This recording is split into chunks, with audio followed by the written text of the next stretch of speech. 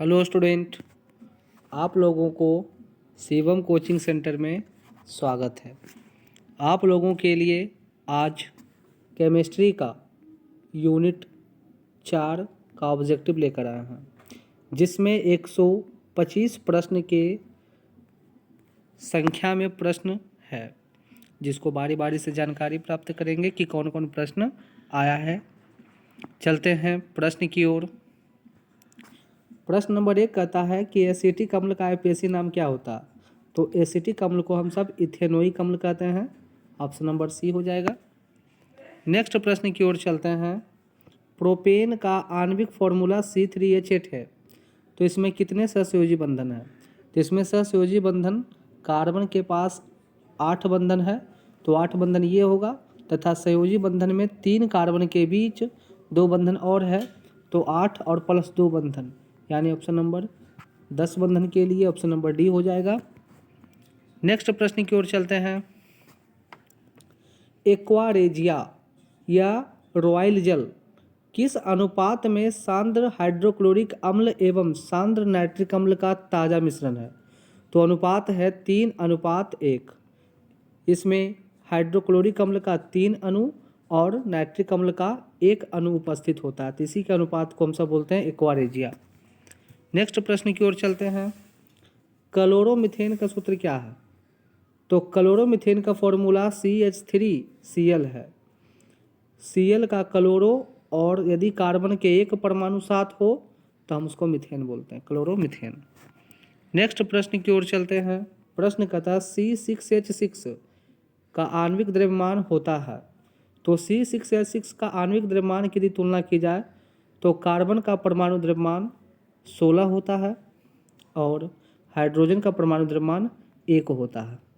Carbon के 6 अणु है, तो एक कार्बन का 16 परमाणु द्रव्यमान होती है, तो 6 अणु होने के कारण 16 में 6 से गुना करेंगे तो कार्बन के 6 अणु का मान निकल जाएगा। और हाइड्रोजन के एक अणु का मान 1 होती है, लेकिन हाइड्रोजन के 6 अणु होने के कारण इसमें भी 6 से गुना करेंगे और ये दोनों के गुना का योग कुल आणविक होगा। अर्थात यदि गुना कर दें 16 छक 96 और प्लस में 1 गुना 6 होगा। यदि इसको ऐड कर ली जाए तो 102 के पास आंसर आता है। देखेंगे ऑप्शन नंबर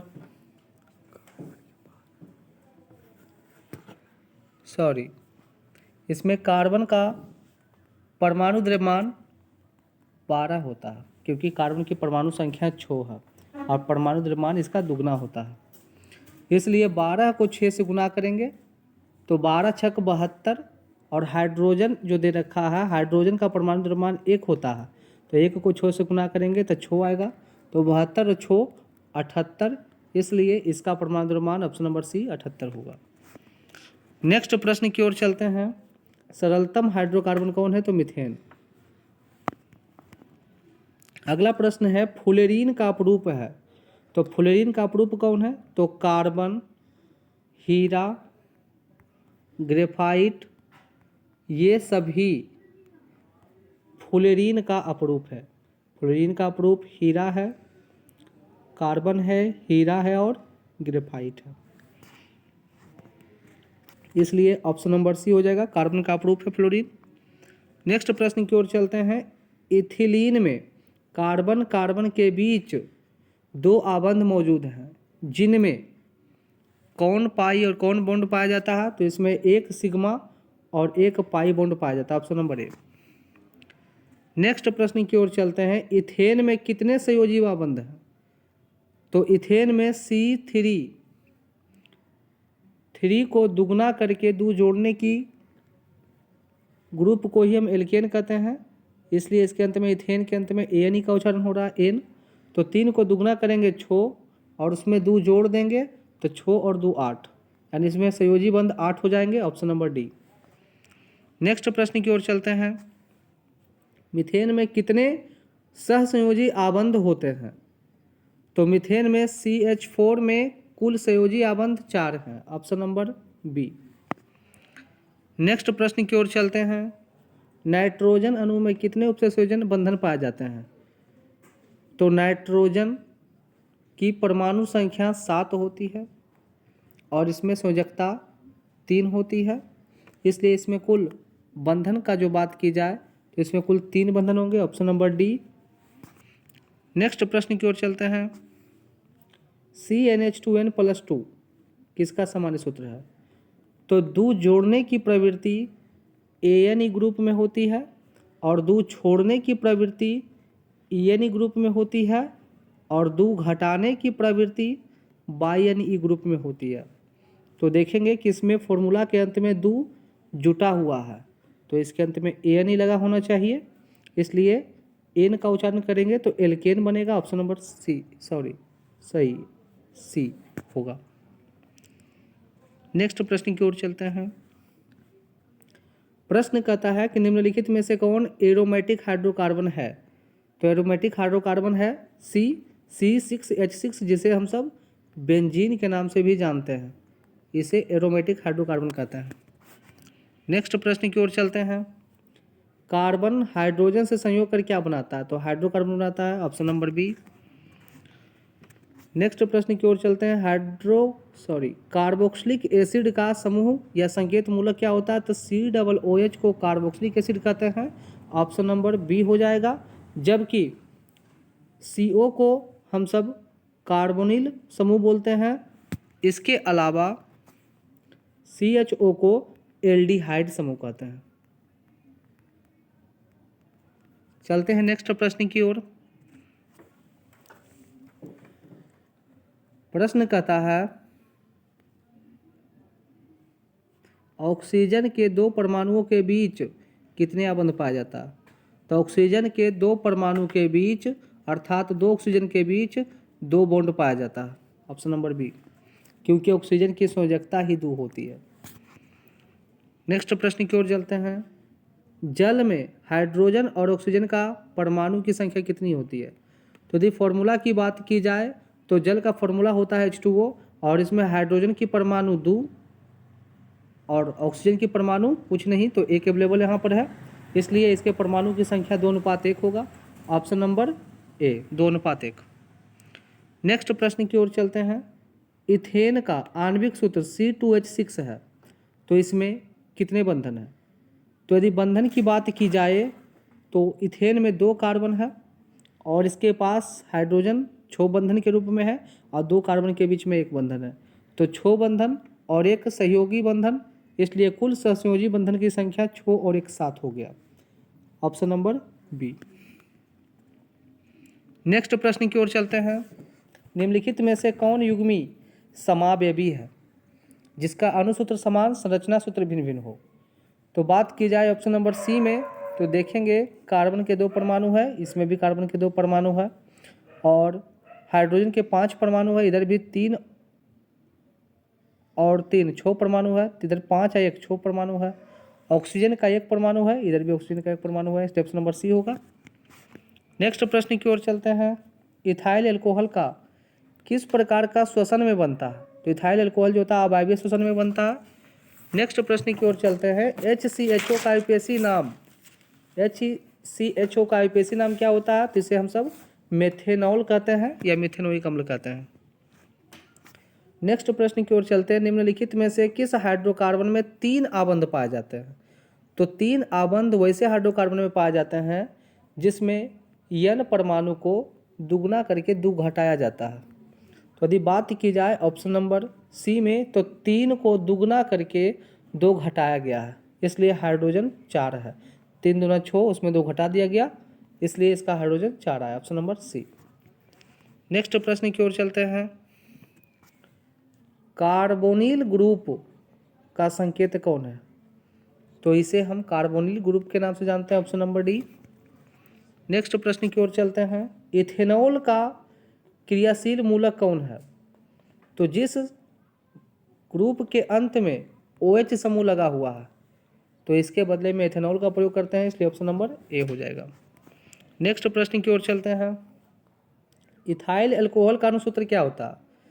तो C2H5OH इथाइल अल्कोहल का फॉर्मूला है। नेक्स्ट प्रश्न की ओर चलते हैं। निम्नलिखित में से कौन आयनिक यौगिक है? तो कैल्शियम क्लोराइड आयनिक यौगिक में आता है, ऑप्शन नंबर सी होगा। नेक्स्ट प्रश्न की ओर चलते हैं। निम्नलिखित में से सबसे अधिक अभिक्रियाशील कौन है? तो कॉपर अधिक अभिक्रियाशील है। नेक्स्ट प्रश्न की ओर चलते हैं। COOH अभिक्रियाशील मूलक का क्या नाम है?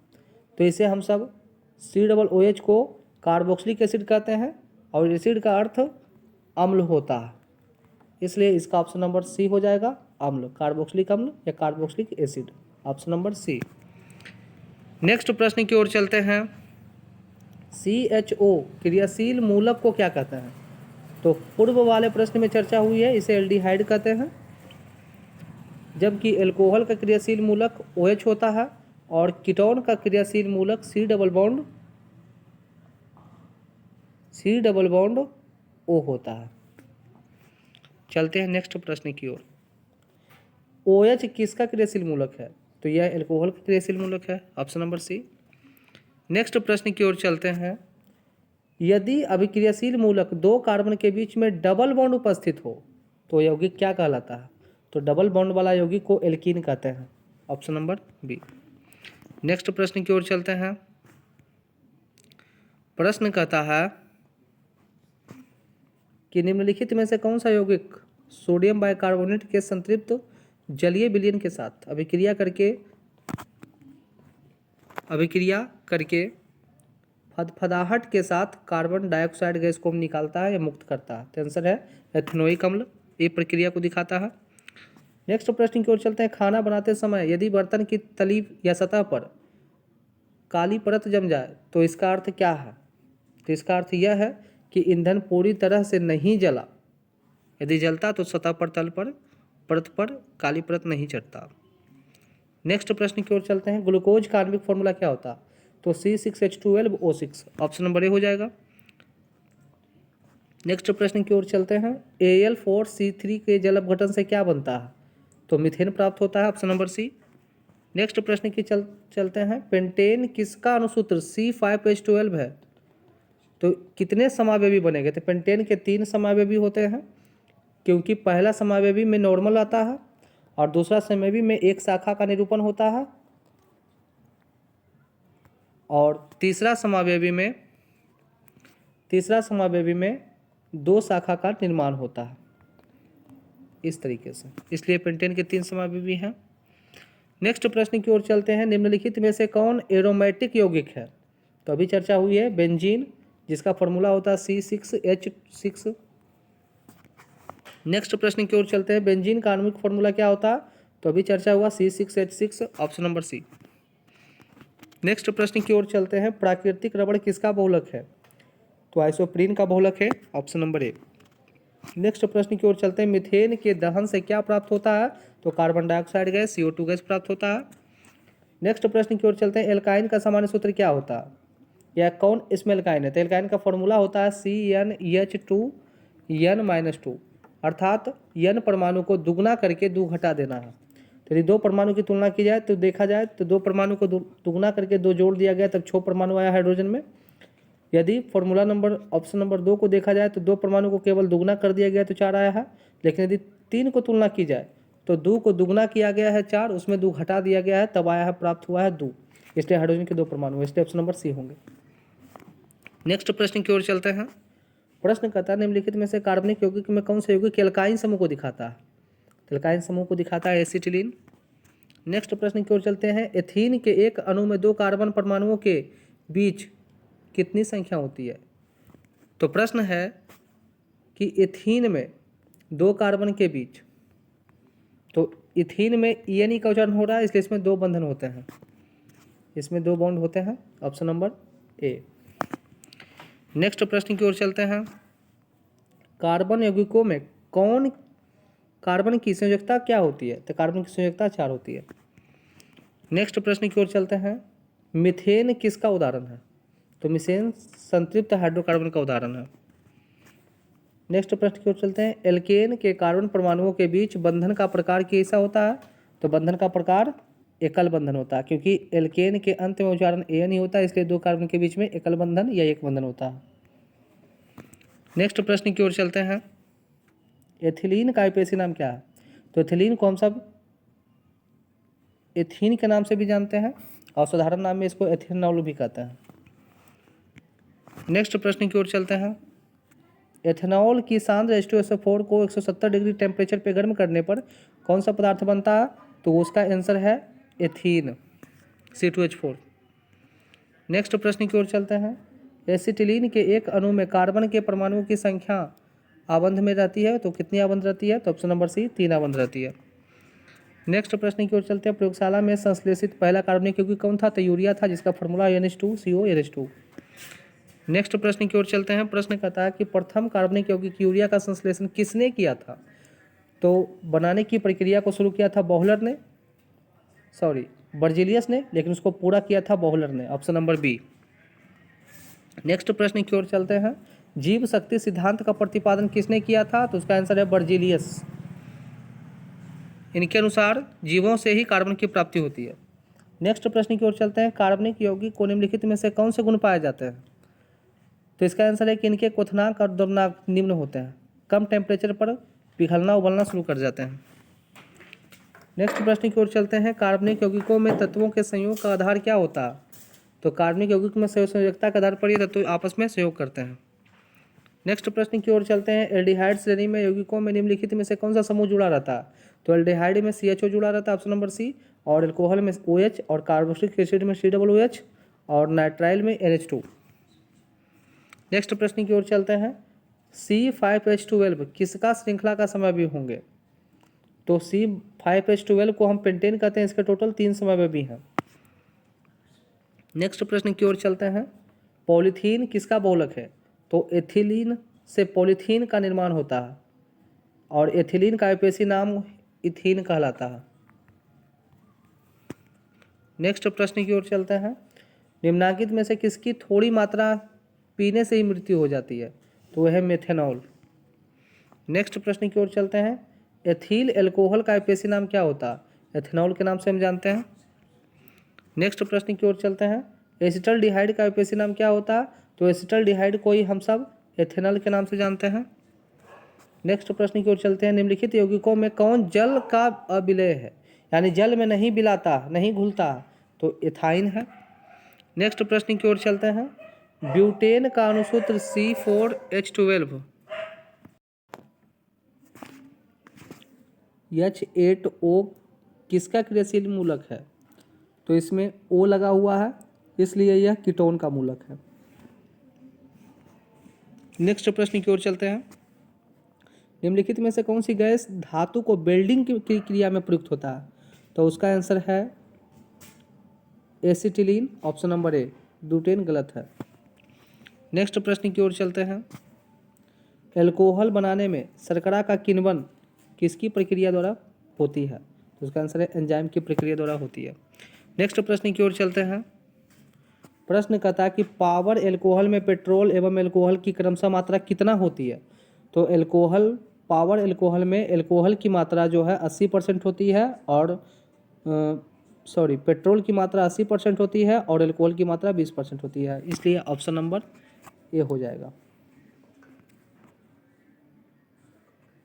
चलते हैं नेक्स्ट प्रश्न की ओर। नेक्स्ट प्रश्न की ओर चलते हैं। प्रश्न कहता है कि हीरा का रचना कैसी होती है? तो यदि हीरा की रचना की बात कही जाए तो हीरा का जो रचना है वह विभिन्न प्रकार की होती है, जैसे त्रिविमीय होती है, दैत्याकार होती है, मधु छत्र रचना होती है, अष्टवक्राकार होती है, इसलिए इनमें सभी हो जाएगा। नेक्स्ट प्रश्न की ओर चलते हैं। एल्काइल का सामान्य सूत्र क्या होता है?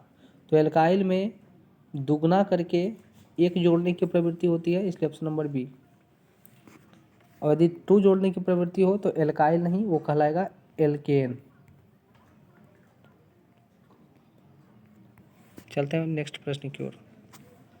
एल्काइन में कार्बन के बीच में कितने बॉन्ड होते हैं? तो एल्काइन में टोटल 3 बॉन्ड होते हैं, इसलिए ऑप्शन नंबर डी हो जाएगा। नेक्स्ट प्रश्न की ओर चलते हैं। Al4C3 के जल अपघटन से क्या बनता है? तो अभी अपडेटेड प्रश्न है, इथीन का निर्माण होता है। नेक्स्ट प्रश्न की ओर चलते हैं। निम्नांकित में से कौन सी थोड़ी मात्रा पीने से मृत्यु हो जाती है? तो methanol, option number B. Next प्रश्न की ओर चलते हैं। निम्नलिखित में से सांद्र H2SO4 और 443 केल्विन ताप पर एथीन को गर्म करने से क्या निर्माण करता है? तो CH3CH2OH का निर्माण करता है। नेक्स्ट प्रश्न की ओर चलते हैं। निम्नलिखित में से कौन सा गैस धातु को जोड़ने में या बिल्डिंग करने में प्रयुक्त होता है? तो इसका आंसर है एथाइन।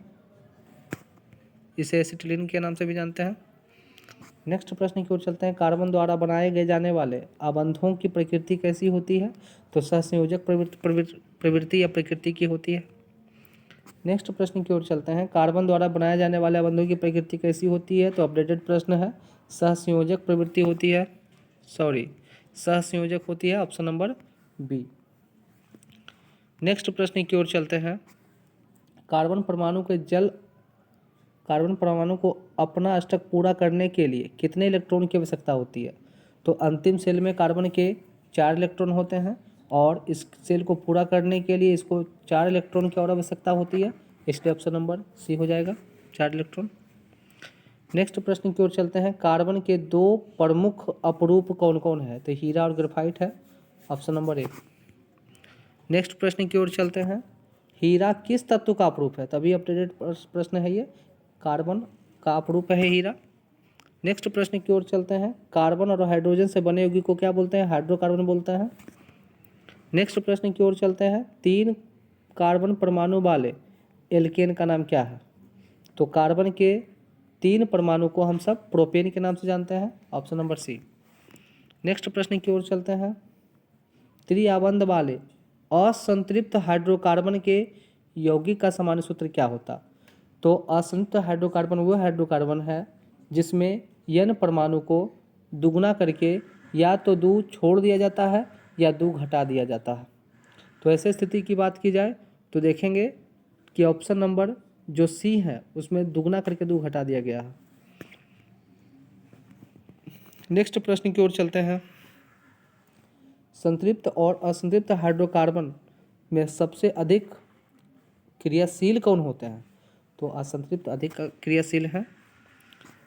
कार्बन के बाहरी कोश में कितने इलेक्ट्रॉन होते हैं? तो 4 इलेक्ट्रॉन होते हैं, ऑप्शन नंबर डी, इसलिए इसकी संयोजकता भी 4 है। नेक्स्ट प्रश्न की ओर चलते हैं। कार्बन का कौन सा अपरूप विद्युत का सुचालक है? तो कार्बन के अपरूप जो ग्रेफाइट है ये विद्युत का सुचालक है और ग्रेफाइट एक अधातु पदार्थ है। नेक्स्ट प्रश्न की ओर चलते हैं। कार्बनिक यौगिक में हाइड्रोजन को विस्थापित करने वाले परमाणु को हम क्या कहेंगे? तो वह कहलाएगा विषम परमाणु। नेक्स्ट प्रश्न की ओर चलते हैं। CnH2n किस हाइड्रोकार्बन ग्रुप का सामान्य सूत्र है? तो n परमाणु को केवल दुगुना करने वाले ग्रुप को बोलते हैं EnE और इसका फॉर्मूला होता है alkene, option number B. Next प्रश्न की ओर चलते हैं। एल्कोहल श्रेणी का सामान्य सूत्र क्या है? तो एल्कोहल श्रेणी का फॉर्मूला होता है CnH2n+1OH, इसको एल्कोहल श्रेणी कहते हैं। नेक्स्ट प्रश्न की ओर चलते हैं। एल्डिहाइड श्रेणी का फॉर्मूला क्या है? तो एल्डिहाइड श्रेणी के अंत में COOH लगा हुआ आता है क्योंकि एल्डिहाइड का मूलक है ये, इसलिए ऑप्शन नंबर है। नेक्स्ट प्रश्न की ओर चलते हैं। कार्बोक्सिलिक एसिड का मूलक क्या है? तो कार्बोक्सिलिक एसिड का संकेत होता है COOH, इसलिए इसके अंत मूलक में लगा रहेगा COOH, ऑप्शन नंबर ए के अंत में लगा हुआ है COOH, इसलिए ऑप्शन नंबर ए होगा। नेक्स्ट प्रश्न की ओर चलते हैं। कौन सा मूलक COOH के नाम से जाना जाता है? तो इसको बोलते हैं carboxylic acid, option number C, carboxylic. Next प्रश्न की ओर चलते हैं। मेथेनोइक अम्ल का साधारण नाम क्या होता है? तो मेथेनोइक अम्ल को हम सब साधारण नाम में फॉर्मिक अम्ल के नाम से जानते हैं। नेक्स्ट प्रश्न की ओर चलते हैं। साबुन उद्योग में किसका उत्पाद के रूप में प्रयोग में लाया जाता है? तो वो है ग्लिसरॉल। ग्लिसरॉल में विभिन्न प्रकार के सुगंधित पदार्थ डालकर साबुन का निर्माण किया जाता है। नेक्स्ट प्रश्न की ओर चलते हैं। OH किस क्रियाशील मूलक का संकेत है? तो हाइड्रोक्सिल का संकेत है। नेक्स्ट प्रश्न की ओर चलते हैं। साबुन का संकेत या फॉर्मूला कौन है? तो साबुन का फॉर्मूला C17H35COO या ने का संकेत फॉर्मूला होता है जिसे सोडियम एसीटेट कहते हैं। नेक्स्ट प्रश्न की ओर चलते हैं। एथेनॉल का सूत्र क्या होता है? तो एथेनॉल का फॉर्मूला है C2H5OH। सभी स्टूडेंट कमेंट में एक आंसर लिखेंगे कि IUPAC का फुल फॉर्म क्या होता है। सभी स्टूडेंट कमेंट में बताएंगे। धन्यवाद। अब से आप लोगों के लिए वीडियो समय के अनुसार अपलोड कर दी जाएगी, तैयारी जारी रखें।